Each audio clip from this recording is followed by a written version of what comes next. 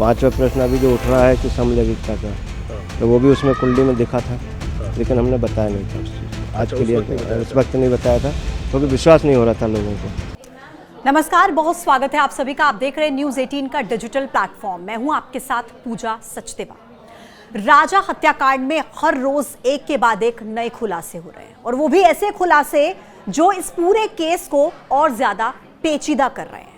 और आज एक बहुत बड़ा खुलासा मैं आपको बताने जा रही हूं।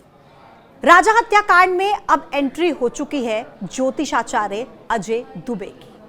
और ज्योतिषाचार्य अजय दुबे ने जो कहा है, जो उनके शब्द हैं सोनम को लेकर, आप वो सुनेंगे तो आप हैरान रह जाएंगे। अजय दुबे का यह कहना है कि सोनम समलैंगिक हो सकती है। राजा की हत्या के पीछे सोनम के अलावा एक और महिला का हाथ हो सकता है, और वो महिला सोनम की दोस्त हो सकती है, और सोनम समलैंगिक हो सकती है, होमोसेक्सुअल हो सकती है, यानी कि सोनम के किसी लड़की के साथ संबंध हो सकते हैं। यह बहुत बड़ा दावा ज्योतिषाचार्य अजय दुबे ने किया है।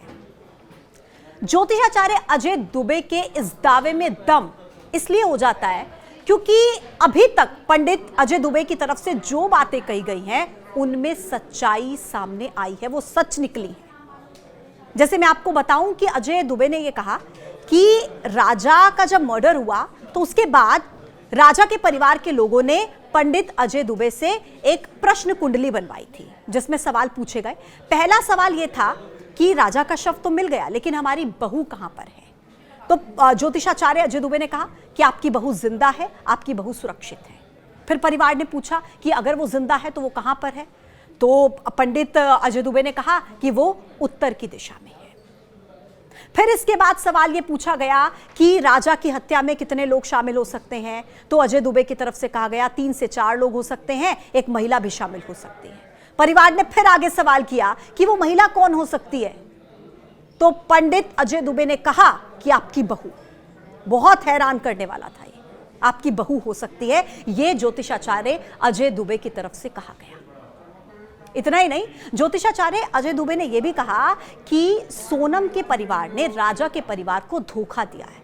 उनका कहना है कि कुंडली में मृत्यु योग था, और इस बारे में राजा के परिवार से छिपाया गया।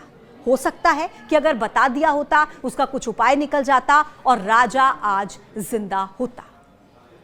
इसके बाद ज्योतिषाचार्य अजय दुबे की तरफ से दावा यह भी किया गया कि राजा की हत्या के पीछे एक और महिला का हाथ हो सकता है, और वो महिला सोनम की सहेली हो सकती है, जिसके साथ सोनम के संबंध हो सकते हैं। मैं फिर से दोहरा दूं कि सोनम समलैंगिक हो सकती है। यह दावा ज्योतिषाचार्य अजय दुबे ने किया है। न्यूज़ 18 के संवाददाता ने उनसे फिर से एक बार यह पूछा, कंफर्म करने के लिए कि क्या आप समलैंगिक कह रहे हैं, क्या आप ठीक कह रहे हैं। उन्होंने फिर से दोहराया कि हां, ऐसा हो सकता है, जो कि बहुत बड़ा दावा है।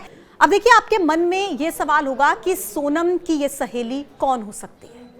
तो मैं आपको ये बता दूं कि राजा की मां की तरफ से कहा गया था, उन्होंने भी इस बात की आशंका जताई थी कि सोनम की एक बहुत ही खास सहेली थी, जिनसे वो कभी मिली भी थी। उनको नाम उनका याद नहीं आ रहा है, लेकिन हो सकता है वो भी हत्या में शामिल हो। लेकिन अब राजा के भाई विपिन रघुवंशी ने यह कहा है कि सोनम की सहेली अलका, नाम बताया है अलका, कि ये राजा की हत्या में शामिल हो सकती है। ये सोनम की बहुत ही खास दोस्त थी।